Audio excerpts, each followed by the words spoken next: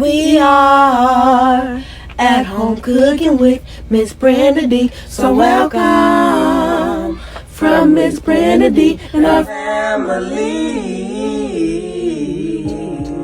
Hello everyone, how y'all doing on this nice beautiful day? Today we're making some homemade crawfish enchiladas, y'all. A Mother's Day entree made by my daughter LaDonia. And here are our ingredients.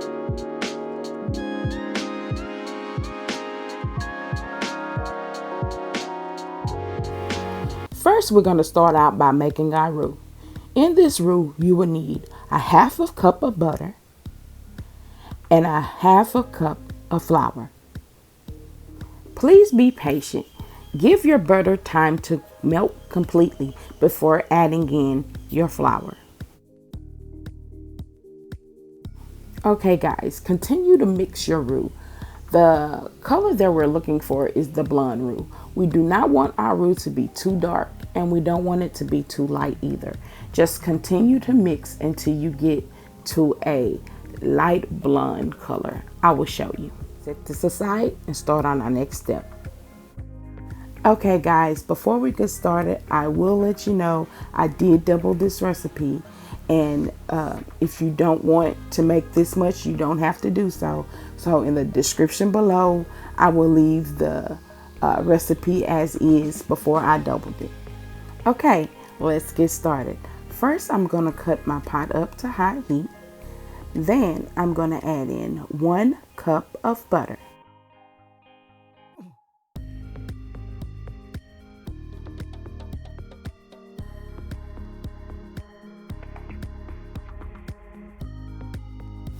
Allow your butter to melt completely. Then add in 2 cups of onion and 1 cup of bell peppers. We're going to allow these to cook until transparent.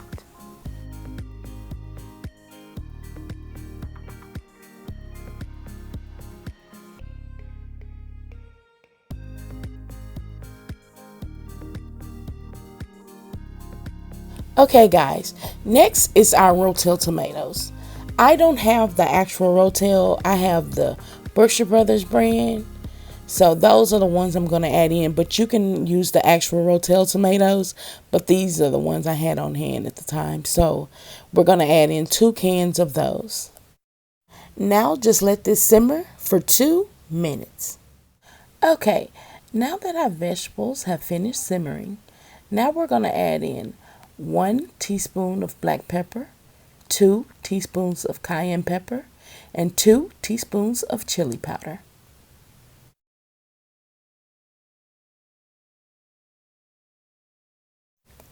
And also, we're going to add in 4 tablespoons of garlic powder and 2 teaspoons of salt. Make sure you stir this up really good.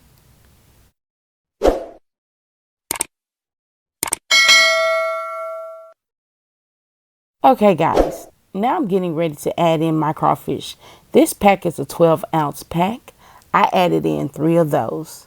I did, however, wash and drain my crawfish because I didn't want the juice that was inside that bag inside my mixture. So I did wash off my crawfish and I did drain them. Me personally, I would have added at least 1 more pack of those crawfish because I did have a lot of sauce left. Okay, we're going to allow this to simmer for 3 minutes and then we're going to come back and continue with the next step. Okay guys, now we're going to add in 6 cups of heavy whipping cream.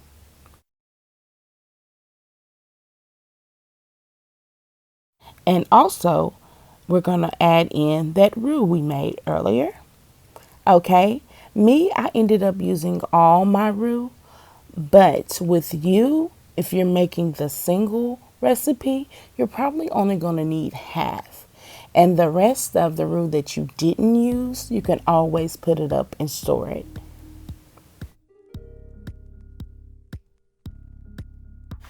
After allowing your mixture to come to a boil, add your Velveeta cheese and remove from heat. Okay, Now that everything is done, we're gonna allow our sauce to cool because we do not want to burn ourselves. So I'm gonna let this cool and then I'm gonna come back and show you how to roll your enchiladas. Okay guys, and we're back. Today we're gonna be using the fajita style tortillas by Mr. Casa. Also, I will be using mild cheddar and Kobe Jack cheese to top off my enchiladas after I'm done rolling. Okay guys, let's get started. Okay, we're gonna start off by adding some of our enchiladas cheese sauce to the bottom of our pan.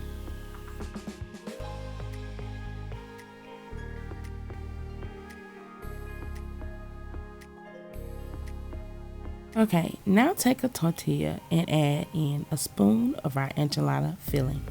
I do want to let you guys know, yes, this did get really messy, but it's only because I really didn't have the time to continue to let my cheese sauce cool. So the longer you let it cool, the thicker the sauce gets and the easier for it to manage. So if you have the time to allow your mixture to cool, please do that. Please do that. I recommend it. I really recommend it. Okay guys, I did end up switching out utensils because I wanted to get less of that cheese sauce and more of the vegetables and the crawfish. Okay, as you can see here, all I'm doing is taking a spoonful of my enchilada filling and I'm taking the tortilla all the way over the filling and I'm just rolling it. It's quick, it's simple, and it's very easy, y'all, and I really enjoy doing this. So just enjoy yourself. Just enjoy cooking, y'all. Just enjoy cooking. Okay, I'm gonna finish off this pan and then I'm gonna show you what to do next. Okay guys, I'm gonna cut this tortilla in half so I can finish this pan of enchiladas. I just needed a little piece just for the corner. Okay guys, now that we're done rolling, we're gonna add on some of our enchilada sauce right on top, y'all. We're gonna get a nice even layer of sauce.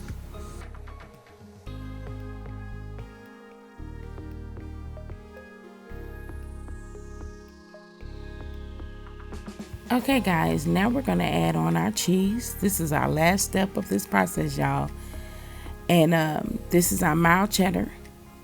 And I'm also gonna add on the Kobe Jack cheese as well. Okay guys, we're gonna allow this to cook in the oven on 400 degrees for 7 minutes until it gets a nice golden brown. Okay guys, I'm gonna continue to roll my second pan of enchiladas while I'm waiting on my stove to finish warming up. So y'all stay tuned for the final results.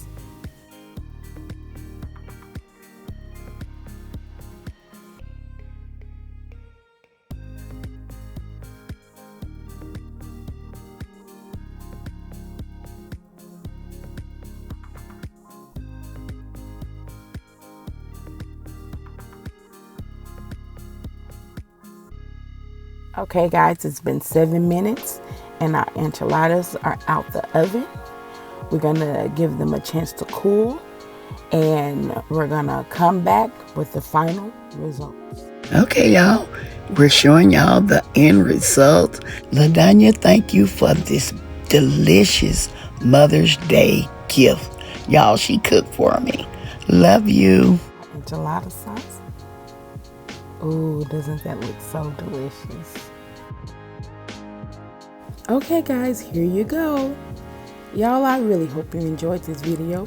Remember to like, share, and if you're new to my mom's channel, please subscribe. And like Miss Brenda always says, have a blessed day and bye-bye for now. Love y'all.